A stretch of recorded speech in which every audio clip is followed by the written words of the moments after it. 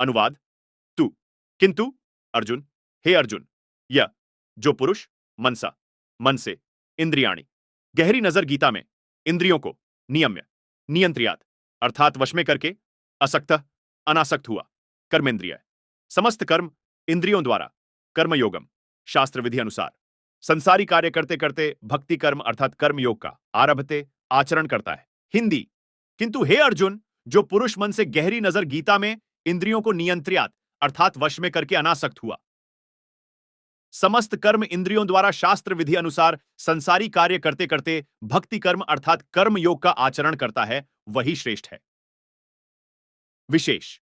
उपरोक्त न करने वाले हठ योग को गीता अध्याय 6 श्लोक 10 से 15 में करने को कहा है। नियतम कुरु कर्म त्वम कर्म ध्यायः हि अकर्मणः शरीर्यात्र अपि च ते न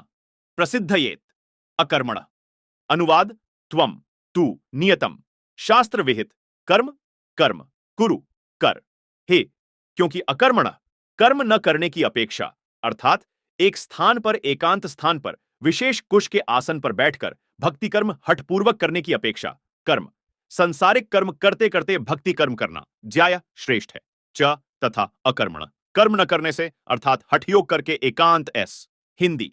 तू शास्त्र विहित कर्म कर क्योंकि कर्म न करने की अपेक्षा अर्थात एक स्थान पर एकांत स्थान पर विशेष कुश के आसन पर बैठकर भक्ति कर्म हठपूर्वक करने की अपेक्षा संसारिक कर्म करते करते भक्ति कर्म करना श्रेष्ठ है तथा कर्म न करने से अर्थात हठयोग करके एकांत स्थान पर बैठा रहेगा तो तेरा शरीर निर्वाह अर्थात तेरा परिवार पोषण भी नहीं,